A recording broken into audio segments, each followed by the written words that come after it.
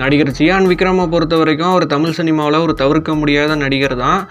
இன்றைக்கி தமிழ் சினிமாவில் நாமளும் ஒரு நடிகராக ஆயிட மாட்டோமா அப்படின்ட்டு கனவு காண்டுட்டு அதுக்கான முயற்சியில் இருக்காங்கல்ல அவங்களாகட்டும், இல்லை சினிமாவில் ஆல்ரெடி வந்து சில படங்கள்லாம் பண்ணி சரியாக வந்து சோபிக்க முடியாமல் தனக்குன்னு ஒரு இடத்துக்காக போராடிட்டு இருக்காங்கல்ல அவங்களாகட்டும், இவங்க எல்லாருக்குமே நடிகர் விக்ரமும் சரி அவருடைய கெரியரும் சரி ஒரு பெரிய இன்ஸ்பிரேஷனாக தான் இருக்கும். 1990 வெளியான என் காதல் கண்மணி படம் மூலயமா தன்னுடைய கெரியரை தமிழ் சினிமாவில் ஸ்டார்ட் பண்ண நடிகர் விக்ரம் அவர்கள் சேது படத்துக்கு முன்னாடி வரைக்கும் கிட்டத்தட்ட 23 படங்கள் நடிச்சிருக்காரு. அது ஃபர்ஸ்ட் ஹீரோவாக இருக்கலாம், இல்லை செகண்ட் ஹீரோவாக இருக்கலாம். அந்த 23 படங்களில் எந்த படமுமே ஓடினது கிடையாது.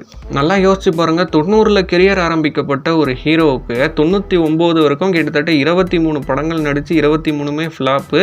அந்த 23 படங்களில் அவர் அன்னைக்கு இருந்த டாப் மோஸ்ட் டைரக்டர்ஸ் கூட தான் எல்லாரு கூடமே ஒர்க் பண்ணியிருக்காரு. அன்னைக்கு இருந்த லெஜெண்டரி டைரக்டரான முக்தா சீனிவாசன், அதுக்கப்புறம் ஸ்ரீதர் டைரக்ஷனில் நடிச்சிருக்காரு. விக்ரமன் டைரக்ஷனில் புதிய மன்னர்கள் படத்தில் நடித்தார். அதுக்கப்புறம் பிசி ஸ்ரீராம் டைரக்ஷனில் மீரா படத்தில் நடித்தார். பார்த்திபன் டைரக்ஷனில் ஹவுஸ்ஃபுல் படத்தில் நடித்தார். இப்படி இத்தனை டைரக்டருங்க கூட ஒர்க் பண்ணியுமே எந்த டைரக்டராலுமே விக்ரம் வந்து ஒரு வெற்றி பட நாயகனாக மாற்றவே முடியல. எல்லா படமும் ஃப்ளாப்பு தான் இருக்குது. அந்த காலகட்டத்தில் ஒரு ஹீரோ எத்தனை ஃப்ளாப் படங்கள் கொடுக்குறாரு அப்படின்னும் போது இந்த இண்டஸ்ட்ரியில் இருக்கிறவங்க அவரை எப்படி பார்த்துருப்பாங்க, எப்படி அவரை ட்ரீட் பண்ணியிருப்பாங்கன்னு ஒரு விஷயம் இருக்குல்ல.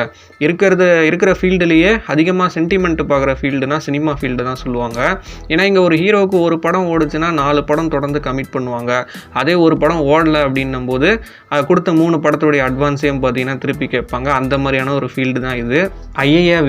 விக்ரமெல்லாம் வச்சு படம் எடுத்தால் ஓடாதுங்க, விக்ரம்லாம் ஒரு ஃப்ளாப் ஹீரோ, ஃப்ளாப் மூஞ்சி இப்படின்ட்டு பல பேர் அவரை பேசி பல பேச்சுகளுக்கு தாண்டி இவ்வளோ கஷ்டங்கள்லாம் இருந்தாலுமே சினிமாவை விட்டு நம்ம போயிடக்கூடாது அப்படிங்கிற காரணத்துக்காக டப்பிங் ஆர்டிஸ்டெல்லாம் கூட பார்த்தீங்கன்னா விக்ரம் பல படத்தில் ஒர்க் பண்ணியிருக்காரு. மறைந்த சின்ன கலைவாணர் விவேக் அவர்கள் கூட ஒரு பேட்டியில் சொல்லியிருப்பார் நடிகர் விக்ரம் அவர்களை பற்றி. அவர் வந்து பாளையத்தம்மன் ஒரு படத்தில் நடிச்சிட்டு இருக்கும்போது ஒரு ஸ்டூடியோவுக்கு வெளியில் பார்த்தீங்கன்னா விக்ரம் வந்து வெயிட் பண்ணிட்டு இருப்பாராம். அவங்க 2 பேர்லாம் வாடா போடா ஃப்ரெண்ட்ஸ் தான், நடிகர் விக்ரமும் விவேக்கும். விக்ரம் அவர்களுடைய ஒரிஜினல் பேர் பார்த்தீங்கன்னா கெனடி ஜான் விக்டர் அப்படின்னு வரும். அதனால் இண்டஸ்ட்ரியில் எல்லாருமே பெரும்பாலும் அவரை கென்னின்னு தான் கூப்பிடுவாங்க. என்ன மச்சான் இங்கே நிற்கிற, என்ன ஆச்சு அப்படின்னு கேட்கும்போது, இல்லைடா சேதுன்னு ஒரு படத்தில் நடிச்சிட்டு இருக்கேன், ஷூட்டிங் விட்டு தான் எடுக்கிறாங்க அப்படிங்கிற மாதிரி சொல்லும்போது அதுக்கு விவேக் அவர்கள் என்ன சொல்லியிருக்காருன்னா, அடுத்ததான் நான் ஒரு படம் பண்ணுறேன்டா அந்த மாதிரி விஸ்வநாதன் ராமமூர்த்தின்னு, அது கிட்டத்தட்ட WRO சப்ஜெக்ட் மாதிரி தான், என் கூட சேர்ந்து நீ நடிக்கிறியா, நான் வேணா ப்ரொடியூசர்கிட்ட பேசுகிறேன் அப்படிங்கிற மாதிரி விவேக் அவர்கள் சொல்ல, அதுக்கு விக்ரம் அவர்கள் என்ன சொல்லியிருக்காருன்னா, இல்லைடா நான் வந்து இந்த சேது படம் மேலே பெரிய நம்பிக்கையில் இருக்கேன், கதை வந்து சூப்பர் கதை, இந்த படம் மட்டும் ரிலீஸ் ஆச்சுன்னா என்னை கண்டிப்பாக ஒரு நல்ல நடிகராக ஏற்றுப்பாங்கடா மக்கள் அப்படிங்கிற மாதிரி ரொம்ப கேரண்டியாக சொல்லியிருக்காரு. இன்னைக்கு நீ இங்கே உட்காந்துருக்கேன் அப்படின்னு இல்லை மச்சான், ஒரு படம் சேதுன்னு ஒரு படம் பண்ணிட்டு இருக்கேன். அப்போ நான் கெனிட்ட போய் சொன்னேன், கெனி நான் ஒன்று செய்யட்டுமா, நான் இப்போ ஒரு படம் பண்ணுறேன், அதில் 2 டூவல் அது ஒன்று நீ பண்ணுறியாடா, நான் போய் ப்ரொடியூசர்கிட்ட பேசுகிறேன் அப்படின்னு. அப்போ அவன் சொன்னான் ஒரு வார்த்தை, அதான் அதாவது தன்னம்பிக்கை. அதுக்கு ஒரு உதாரணம் கெனி. நான் சொன்னான், இல்லைடா வேறு எந்த படத்துக்கும் நான் பண்ண மாட்டேன், வந்துருச்சுனாக்கா என்னை ஒரு ஹீரோவாக கன்ஃபார்ம்டாக அக்செப்ட் பண்ணிப்பாங்க அப்படின்னு. அந்த சேது படம் மேலே அவ்வளோ நம்பிக்கை வச்சுருந்துருக்காரு நடிகர் விக்ரம் அவர்கள். நம்பிக்கை மட்டும் கிடையாது, அந்த படத்துக்காக அவ்வளோ எஃபர்ட் போட்டு கஷ்டப்பட்டு அவ்வளோலாம் பண்ணி தான் அந்த படம் பார்த்திங்கன்னா அவருக்கு ஒரு மிகப்பெரிய வெற்றி படமாக, முதல் வெற்றி படமாக அவருடைய கெரியரில் அமைஞ்சுது. எவ்வளோ ப்ரூவ்டு டேரக்டரால் கூட விக்ரமை வச்சு ஒரு வெற்றி படம் கொடுக்க முடியல. ஆனால் பாலா வந்து அவருடைய சேது படம் மூலயமா தான் விக்ரமுக்கு அவ்வளோ பெரிய வெற்றி கிடைக்கணும் அப்படிங்கிற மாதிரி இருந்திருக்கு. சேது படத்துக்கு அப்புறமா தில்லு, ஜெமினி, தூளு, சாமி, பிதாமகன், அன்னியன் இந்த மாதிரியான படங்கள்லாம் பேக் டு பேக் ஹிட் ஆகி விக்ரமுக்கு வந்து ஒரு கமர்ஷியல் ஹீரோவாக மிகப்பெரிய ஒரு மார்க்கெட்டை வந்து உண்டாக்கி கொடுக்குது. என்னதான் ஆரம்ப காலத்தில் அவ்வளோ கஷ்டங்கள் ஸ்ட்ரகிள்ஸ் எல்லாம் ஃபேஸ் பண்ணாலுமே 99 to 2005 இந்த 7 வருஷம் காலகட்டத்தில் தான் விக்ரம் அவருடைய கெரியரில் பயங்கரமான ஒரு பீக்குக்கு வராரு. ஆனாலுமே அந்த 2005க்கு அப்புறமா மறுபடியும் சின்னதாக ஒரு சர்க்கிள் வந்து விக்ரம் அவர்களுக்கு ஏற்படுது. அன்னியனுக்கு அப்புறமா மஜா, பீமா, கந்தசாமி, ராவணன் இந்த மாதிரியான படங்கள்லாம் நடிச்சிருந்தார் விக்ரம். இதில் கந்தசாமி மட்டும் பாக்ஸ் ஆஃபீஸ் லெவலில் ஆவரேஜாக போயிருந்தது. மற்ற 3 படங்கள் எல்லாமே பார்த்தீங்கன்னா மிகப்பெரிய தோல்வி படங்களாக தான் அமைஞ்சிருந்தது அவருக்கு. ராவணனுக்கு அப்புறமா விக்ரமுக்கு ஒரு வெற்றி படமாக அமைஞ்சது என்ன படம்னா தெய்வ திருமகள் தான். தெய்வ திருமகளுக்கு அப்புறமா தாண்டவம் நடித்தார், அதுவும் ஓடலை. அப்புறம் ஐ படத்துக்காக சில வருஷங்களை செலவு பண்ணார். ஆனால் ஐ படத்தை வழக்கம் போல் நம்ம சங்கர் வந்து பயங்கரமாக பட்ஜெட்லாம் இழுத்து விட்டதுனால அந்த படம் பார்த்தீங்கன்னா போட்ட பட்ஜெட்டையே ரெக்கவர் பண்ண முடியாமல் ஸ்ட்ரகிள் தான் பண்ணிச்சு பாக்ஸ் ஆஃபீஸில். ஏன்னா 2015 காலகட்டத்திலலாம் விஜய் அஜித்துடைய படமே 100 கோடி பட்ஜெட்லலாம் எடுக்க மாட்டாங்க. வெறும் ரஜினியோடைய படம் மட்டும்தான் அந்த 100 கோடி கிட்ட பார்த்தீங்கன்னா பட்ஜெட் போவோம். ஸோ விக்ரம் விக்ரமுக்கு ஆட்டோமேட்டிக்காக அந்த டைமில் பெருசாக மார்க்கெட்டு கிடையாது. அவரை வச்சு 100 கோடி அப்படின்னும் போது அந்த பணத்தை பார்த்தீங்கன்னா ரெக்கவர் பண்ணாமல் ஐ படம் வந்து பாக்ஸ் ஆஃபீஸ் லெவலில் ஃப்ளாப் ஆயிருச்சு. சில பேர் அந்த படம் மெகா ஹிட்டு, இவ்வளோ பண்ணுச்சு அவ்வளோ பண்ணுச்சுன்னெலாம் சொல்லுவாங்க. ஆனால் இண்டஸ்ட்ரியில் இருக்கிற எல்லாருக்குமே தெரியும் ஐ படம் பார்த்தீங்கன்னா ஒரு தோல்வி படம் தான். அந்த படத்தோட அந்த தயாரிப்பாளரும் காணாமல் போயிட்டார். ஐ படத்துக்கு அப்புறமா 10 என்றதுக்குள்ள ஆரம்பித்து இன்னும் நிறைய படங்கள் நடித்தார். இப்போ லாஸ்ட்டாக வீரதீர சூரன் வரைக்கும் நடிச்சிட்டாரு. ஆனால் அந்நியனுக்கு அப்புறமா இப்போ வரைக்குமே விக்ரம் அவர்களுக்கு ஒரு பிளாக் பஸ்டர் ரேஞ்சுக்கு ஒரு படம் பார்த்தீங்கன்னா அமையவே இல்லை. இதுக்கு இடையில 2016 பார்த்தீங்கன்னா இருமுகன் படம் விக்ரமுக்கு பாக்ஸ் ஆஃபீஸ் லெவலில் ஒரு டீசெண்டான ஹிட் படமாக அமைஞ்சிருந்தது. அதே மாதிரி 2018 ஸ்கெட்ச் படம் பார்த்தீங்கன்னா அவங்க போட்ட பட்ஜெட் 15 கோடிக்கு ஒரு 35 கோடி வரை வேர்ல்டு வைடாக கலெக்ஷன் பண்ணி அதுவுமே பார்த்தீங்கன்னா ஒரு டீசெண்டான ஹிட் படம் தான். அதே மாதிரி நான் இன்னொரு விஷயத்தையும் நோட் பண்ணுவேன். விக்ரமுடைய ஹிட் அண்ட் ஃப்ளாப்பை பற்றி பேசும்போது நிறைய பேர் இந்த இருமுகன் படத்தையும் ஸ்கெட்ச் படத்தையும் ஜஸ்ட் லைக் தட்டுங்கிற மாதிரி கடந்து போயிடுவாங்க. அந்த படமும் ஃப்ளாப்புங்கிற மாதிரி எதை அடிப்படையாக வச்சு அப்படி சொல்கிறாங்கன்னு எனக்கு புரியாது.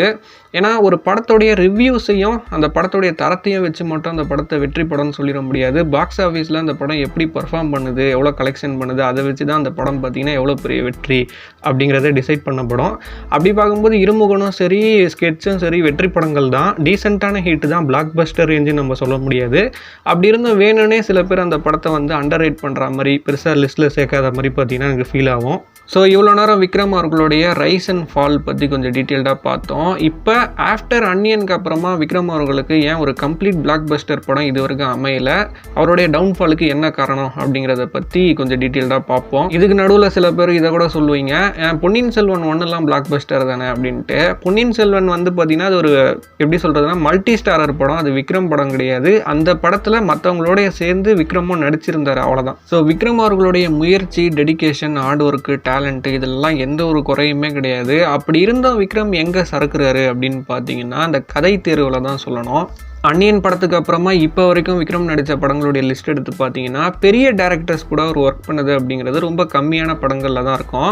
ஏன்னா அந்நியனுக்கு அப்புறமா பீமா படத்தில் லிங்குசாமி, அதுக்கப்புறம் ராவணன், அதுக்கப்புறம் பொன்னியின் செல்வனில் மணிரத்னம், ஐ படத்தில் சங்கர், இவங்க எடுத்த படங்களையும் தாண்டி விக்ரம் நடித்த மற்ற படங்களுடைய லிஸ்ட்லாம் எடுத்து பார்த்தீங்கன்னா ஒரு படம் ஜெயிச்சுட்டு வந்தவங்க, ஒரு படம் ஹிட்டு கொடுத்தவங்க, இந்த மாதிரியான அப்கமிங் டேரக்டர்ஸ் கூட தான் விக்ரம் வந்து அதிகமாக ஒர்க் பண்ணியிருக்காரு. இந்த மாதிரி அப்கமிங் டேரக்டர்ஸ் கூட சேர்ந்து ஒர்க் பண்ணுறது தான் விக்ரமுடைய வீழ்ச்சி காரணம்னு நான் சொல்ல வரல.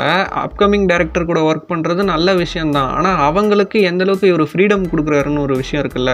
விக்ரம் அவர்களை பற்றி பேசும்போது இண்டஸ்ட்ரியிலேயே பல பேர் சொல்கிற ஒரு விஷயம் என்னவா இருக்குன்னா, கதையில் வந்து ஓவராக தலையீடு பண்ணுவார், டைரக்ஷன் டிபார்ட்மெண்ட்டில் ஓவராக தலையீடு பண்ணுவார், இதை மாற்று அதை மாற்றுன்னு அவர் நிறைய சஜஷன்லாம் சொல்லுவார். இப்படின்லாம் பார்த்தீங்கன்னா விக்ரம் அவர்களை பற்றி நிறைய விஷயங்கள் சொல்லுவாங்க. அதில் நிறைய உண்மையும் கூட. டைரக்டர் சுசீந்திரன் கூட பார்த்தீங்கன்னா சமீபத்தில் ஒரு இன்டர்வியூவில் நிறைய விஷயங்களை பற்றி சொல்லியிருந்தார். ஏன்னா விக்ரமை வச்சு அவர் ராஜபாட்டைன்னு ஒரு படம் பண்ணியிருப்பார். அந்த படம் பார்த்தீங்கன்னா அட்டர் ஃப்ளாப்பு. அந்த படத்துக்கு முன்னாடி சுசீந்திரன் வந்து வெண்ணிலா கபடி குழு, அதுக்கப்புறம் நான் மகானல்ல, 3வது படமாக அழகர் சாமியின் குதிரை படம் பண்ணி பெஸ்ட்டு பாப்புலர் ஃபிலிமுக்கான நேஷனல் அவார்டே பார்த்தீங்கன்னா அந்த படத்துக்கு கிடச்சிது. ஸோ 4வது படமாக தான் விக்ரம் கூட்டணியில் இந்த ராஜபாட்டை படத்தை பண்ணுறாங்க. ஆக்சுவலாக சுசீந்திரன் வந்து வேற ஒரு கதையை தான் பார்த்தீங்கன்னா விக்ரம் வச்சு பண்ணுற மாதிரி வச்சுருந்தாராம். கதையெல்லாம் கேட்டு விக்ரம் தான் எனக்கு இப்போ இந்த கதை வேணாம், நான் வந்து கொஞ்சம் கமர்ஷியலாக பண்ணணும்னு நினைக்கிறேன் அப்படின்னு சொல்லி அந்த அவசரமாக அந்த டைமுக்கு ஏற்ற மாதிரி பண்ண படம் தான் ராஜபாட்டை படமாக. ஸோ அவருக்கு முழு மனசு இல்லாமல் தான் அந்த படமே சுசீந்திரன் வந்து பண்ணியிருக்காரு. அது மட்டும் இல்லாமல் விக்ரம் அவர்களுடைய தலையீடு பார்த்தீங்கன்னா அந்த படத்தில் எக்கச்சக்கமாக இருந்திருக்கு. அதை உணர்த்துற மாதிரி இந்த ராஜபாட்டை படத்தில் பார்த்தீங்கன்னா செகண்ட் ஹாஃபில் ஒரு இன்வெஸ்டிகேஷன் சீன் வரும், அந்த பாயை இன்வெஸ்டிகேட் பண்ணுற மாதிரி. அதில் எக்கச்சக்கமான கெட்டப்பை போட்டு வந்து பார்த்தீங்கன்னா விக்ரம் வந்து அந்த கேரக்டரை இன்வெஸ்டிகேட் பண்ணுவார். அதே மாதிரி அந்த வில்லாதி வில்லன்கிற அந்த ஒரே ஒரு ஐட்டம் சாங்கில் மட்டுமே பல கெட்டப்பில் வருவார். அவர் அந்த படத்தில் போட்டுட்டு வர அத்தனை கெட்டப்பும் அந்த படத்துடைய கதைக்கும் இல்லை திரைக்கதைக்கும் அந்த படத்துக்கும் ஒரு ஹெல்ப்பாக இருந்ததா, தேவைப்பட்டதா அப்படின்னு பார்த்தீங்கன்னா சுத்தமாக தேவையே கிடையாது. அதே நேரத்தில் அது எதுவுமே சுசீந்திரன் பிளான் பண்ணி வச்சதாக இருக்காது, எல்லாமே விக்ரமுடைய தலையீடின் பேரில் தான் வச்சதாக இருக்கும். ஏன்னா விக்ரமுடைய பல படங்கள் நீங்கள் பாருங்கள், கதைக்கு தேவைப்படுற ஒரே ஒரு சிங்கிள் கெட்டப்பில் நடித்த படங்கள்ங்கிறத ஈஸியாக நம்ம விரல் விட்டு எண்ணிடலாம். ஆனால் நிறைய படங்களில் தேவை இருக்கோ இல்லையோ, அது ஒரு பாட்டு சீன் ஆகட்டும், இல்லை தேவையே இல்லாத இடங்களில் கூட பல கெட்டப் போட்டுட்டு வருவார். இதனாலே என்னமோ சினிமாவை ரெகுலராக ஃபாலோ பண்ணுறவங்க, ரிவ்யூவர்ஸு, அதுக்கப்புறம் ஃபேன்ஸு, இவங்க பல பேர் பார்த்தீங்கன்னா விக்ரம் அவர்களை கெட்டப் பைத்தியம் அப்படிங்கிற மாதிரி சொல்ல ஆரம்பிச்சிட்டாங்க. ரீசெண்ட் டைம்ஸில் கூட நிறைய பேர் சொல்லிட்டு இருந்தாங்க.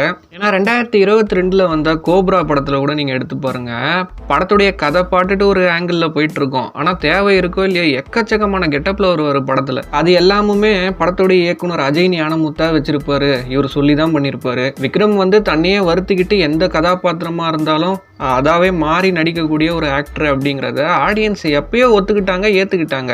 ஆனால் விக்ரமுக்கு அது மண்டையில் பெருசாக ஏறிடுச்சு போல், நம்ம கெட்டப் போட்டுக்கிட்டே இருக்கணும் அப்படின்ட்டு.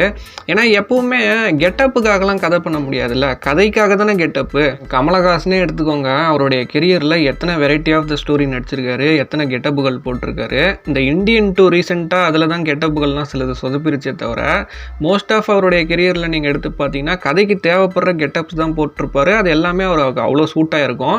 மற்றபடி எனக்கு கெட்டப் போட வரும் அப்படிங்கிறதுக்காகவே வதன்லாம் ஒரு கெட்டப் போட்டது கிடையாது. ஸோ இந்த மாதிரியான விஷயங்களெல்லாம் விக்ரம் அவர்கள் புரிஞ்சிக்கணும், மாற்றிக்கணும். அதே மாதிரி அப்கமிங் டைரக்டருங்க கூட சேர்ந்து ஒர்க் பண்ணுறது மேட்ரு கிடையாது. அவங்கள முழுக்க சுதந்திரமாக விடணும். கதை கேட்கும் போதே ஒரு ஹீரோ வந்து இந்த கதை நமக்கு சூட் ஆகுமா ஆகாதா, இல்லை இந்த கதையில் ஏதாவது டவுட் இருந்தால் அப்போவே கேட்கும் போதே பார்த்தீங்கன்னா அதை கிளியர் பண்ணிக்கணும். இல்லை இந்த கதை எனக்கு செட் ஆகுதுன்னு முடிவு பண்ணிட்டாருன்னா அப்போவே கூட ரிஜெக்ட் பண்ணிடலாம் அந்த கதையை. ஆனால் இவரு கூட தான் படம் பண்ண போகிறோன்னு இறங்கினதுக்கு அப்புறமாவும் கதையில் நிறைய மாற்றங்கள் பண்ணுறது, அதுக்கப்புறம் ஸ்பாட்டில் வந்து இதை மாற்று அதை மாற்றுன்னெலாம் சொல்கிறது. ஸோ இந்த மாதிரியெல்லாம் பண்ணும்போது என்னதான் ஒரு நல்ல கதை ஜெயிக்கிற ஒரு திரைக்கதையாக இருந்தாலுமே இந்த மாதிரியான சேஞ்சஸ்னால டேரக்டருங்களுக்கே பார்த்தீங்கன்னா ஒரு எப்படி சொல்கிறதுனா ஒரு கடுப்பாயிடும்.